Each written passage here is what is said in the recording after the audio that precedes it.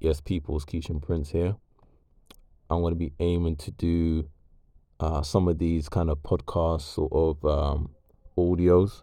So once you're on your way to training, on your way to work or a session or your game, I'll be speaking about a few things just to lock you in mentally and just speak about a few things in football that I've seen over the last couple of weeks and conversation I have with, very elite scouts and players and coaches, just behind the scenes. And it's just me just bringing stuff in the forefront.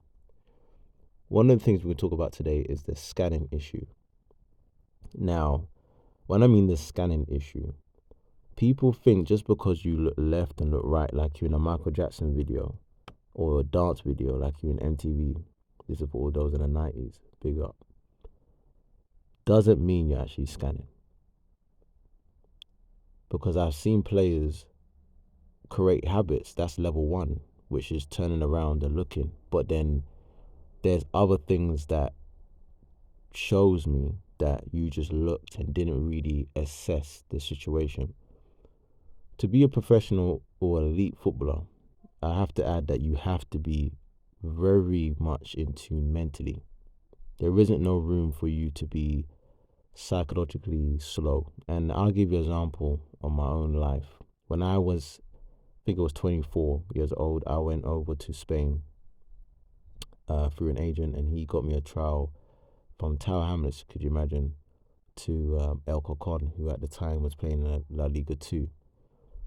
After the first session, after the first 2 minutes of us doing rondo, I knew there was levels to this game. Like literally, I was there and I was thinking I shouldn't even be here. Obviously, I went down to friend and brother, CD Marina, I think it is, if I pronounced it correctly.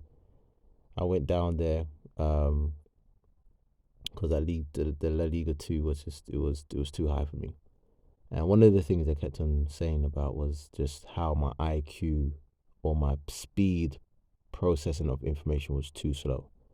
And I tell players, listen, they got me on this thing, this software, and I was able to do like these mental things to help with my brain speed.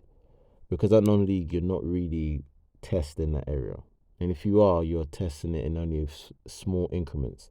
When you play high level football with high quality, players, I've noticed that they're planning 3-4 steps ahead.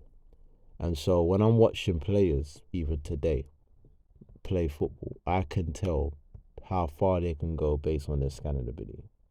And if they'll be able to suit or survive or live in those sort of professional environments. Now, you may ask me, okay, what sort of stuff how do I know if I'm scanning? And this is one of the things that I know if you are an average player. All right. Number one is you just focus on the ball. You focus on the ball.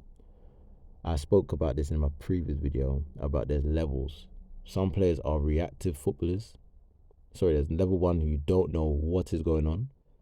Level two are reactive footballers, so they react to a situation. And there are third ones who are playing chess, who I call these guys who are, always perceiving, making 2-3 steps ahead. And when I went over to Spain, that's where all players from La Liga 2 even down to the last pro division I was in, they was able to do as a minimum was their scanning and their ability to plan 2, 4, 5 moves ahead. So for players who just focus on the ball, control the ball, then look, make a decision and action, you are going to end up playing amateur or probably stay out playing non-league.